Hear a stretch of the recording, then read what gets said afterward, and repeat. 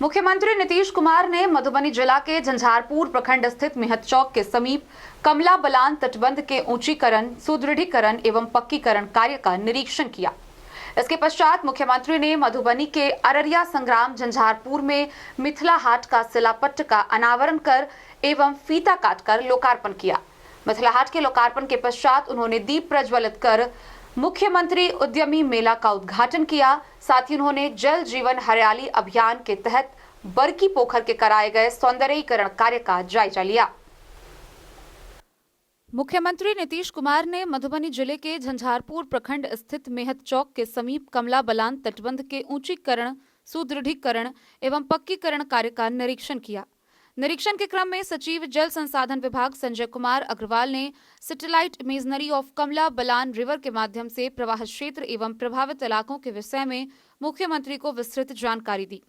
मुख्यमंत्री ने निर्देश देते हुए कहा कि फेज 1 के तहत अभी तटबंध के सुदृढ़ीकरण, पक्कीकरण एवं ऊंचीकरण का कार्य हो रहा है, उसे बेहतर ढंग से करें ताकि लोग सुरक्षित रहें। तटबंध के शेष भाग का काम फेज 2 के तहत करवाएं। जितनी धनराशि की आवश्यकता होगी सरकार उपलब्ध कराएगी। पहले भी आकर इस क्षेत्र का मुआयना किया था। उस समय यह तय किया गया कि तटबंध को मजबूत करना है ताकि बाढ़ के समय लोग प्रभावित न हो। तटबंध को सुदृढ़ करने के साथ ही इस इलाके में प्रवाहित होने वाले जल को इंटरलिंकिंग करवाकर डाइवर्ट करें ताकि पानी का उपयोग हो सके। इसके पश्चात मुख्यमंत्री ने मधुबनी के अररिया संग्राम झंझारपुर में मिथिला हाट का शिलापट्ट का अनावरण कर एवं फीता काटकर लोकार्पण किया। इस अवसर पर मुख्यमंत्री को जल संसाधन मंत्री संजय कुमार झा ने पाग, अंगवस्त्र एवं प्रतीक चिन्ह भेंट कर अभिनंदन किया। मिथिला हाट के लोकार्पण के पश्चात मुख्यमंत्री ने दीप जलाकर मुख्यमंत्री उद्यमी मेला का उद्घाटन किया। मुख्यमंत्री उद्यमी योजना, मुख्यमंत्री महिला उद्यमी योजना, मुख्यमंत्री युवा उद्यमी योजना, मुख्यमंत्री अनुसूचित जाति जनजाति उद्यमी योजना के लाभार्थियों द्वारा मिथिला हाट में लगाए गए स्टॉल का मुख्यमंत्री ने मुआयना किया। उद्यमी योजना के लाभार्थियों द्वारा निर्मित कूलर, मैन्युफैक्चरिंग, मसाला उद्योग, पशु आहार, detergent powder, toilet cleaner, pasta, मच्छरदानी, सिक्की कला से निर्मित डलिया, मधुबनी पेंटिंग, अगरबत्ती, पेस्ट्री, बेकरी उद्योग, makhana processing, readymade garments, disposer diaper, sanitary napkin, khadi वस्त्र, मिथिला पाग, थैला, अन्य सामानों का मुख्यमंत्री ने अवलोकन कर जानकारी ली। जल संसाधन विभाग द्वारा निर्मित मिथिला हाट पर आधारित लघु फिल्म मुख्यमंत्री के समक्ष प्रदर्शित की गई। मिथिला हाट के लोकार्पण के पश्चात मुख्यमंत्री ने जल जीवन हरियाली अभियान के तहत बरकी पोखर के कराए गए सौंदर्यीकरण कार्य का जायजा लिया। इस दौरान उन्होंने कहा कि पोखर के चारों तरफ वृक्षारोपण कराया गया है, लोग टहल सके इसकी भी व्यवस्था की गई है। कार्यक्रम के पश्चात मुख्यमंत्री ने पत्रकारों से बातचीत करते हुए कहा कि यहाँ अच्छी व्यवस्था की गई है। मिथिला हाट का मकसद यही है कि यहाँ पर स्थानीय लोगों को सुविधा मिले और टूरिज्म का भी विकास हो, उसको बढ़ावा मिले। यहाँ पर जब सब कुछ अच्छा हो जाएगा तो इसे देखने के लिए बहुत लोग बाहर से भी आएंगे। यह जगह भी बहुत अच्छी है, पहले भी हम यहाँ पर आते रहे हैं। यहाँ पर सारा कुछ स्थानीय स्तर पर ही बना हुआ है, लोकल ईंट से ही सारा निर्माण कार्य हुआ है। यह सब देखकर बहुत अच्छा लग रहा है। 2021 के दिसंबर में यहाँ पर आकर अधिकारियों को निर्देश दिया था, उसी आधार पर सारा काम हुआ है। जातीय जनगणना को लेकर सुप्रीम कोर्ट में पीआईएल दाखिल होने के सवाल पर मुख्यमंत्री ने कहा कि पीआईएल कोई दाखिल करे इसका कोई मतलब नहीं है। केंद्र के स्तर पर भी वर्ष 2011 के बाद जाति आधारित जनगणना हुआ, लेकिन वो ठीक नहीं हुआ।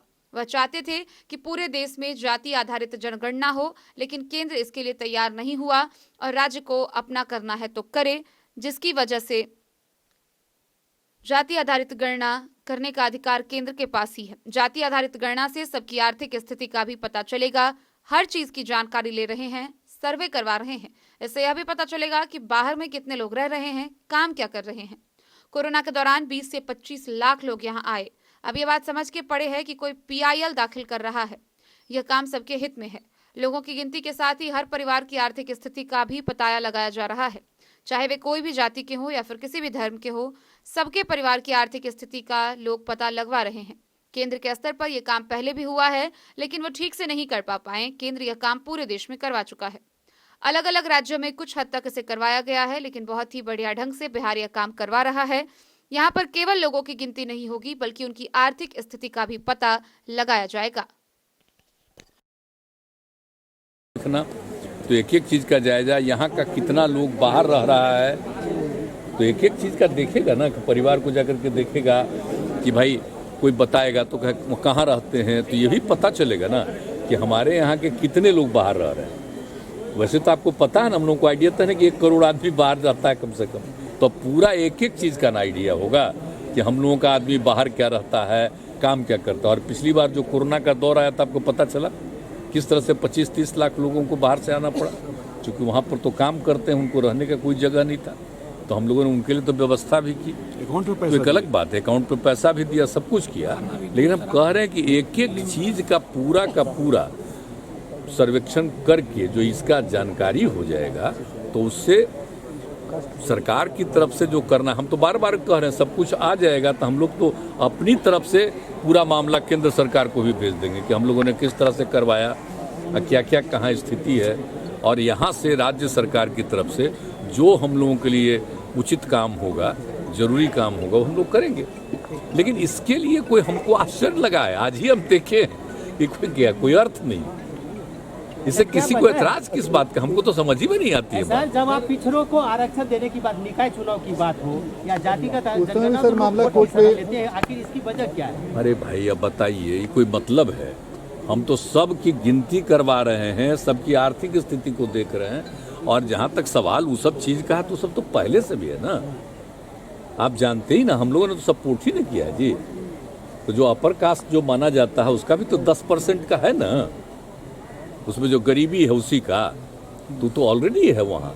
तो इसके लिए किसी को विवाद करने का हमको औचित्य समझ में नहीं आता है, एकदम समझ के परे है, काहे सोच रहा है इस सब चीज़ को, सबकी जानना जाने। अरे कोई गरीबी की स्थिति है, तभी ना उसका और उत्थान करने के लिए क्या करना चाहिए। आप जो समझ रहे हैं कि हम लोग जो जीविका दीदियों का है, तो आप लोग कहीं भी जा करके देख रहे हैं कि अब महिलाएं घर के अंदर, जो पहले पुरुष ही कुछ कर पाते थे, अब महिलाएं भी कर रही है, तो पारिवारिक स्थिति बेहतर न हो रही है। तो हम लोग तो हर तरह से काम करने की कोशिश कर रहे हैं, लेकिन कभी कभी आश्चर्य होता है कि ऐसा चीज कौन चीज कर रहा है, इससे किसी को ऐतराज क्या, हमको समझ में नहीं बात आती है। सर, मंत्रिमंडल विस्तार की काफी, और आप जानते हैं, आई तो जाति आधारित जनगणना के लिए तो बिहार का ऑल पार्टी ने एक साथ तय किया। आप जो हम लोग कर रहे हैं, कोई हम लोगों की पार्टी हमारा है, इस सभी पार्टी की सहमति से एक एक काम किए। Bureau report, Madhubani.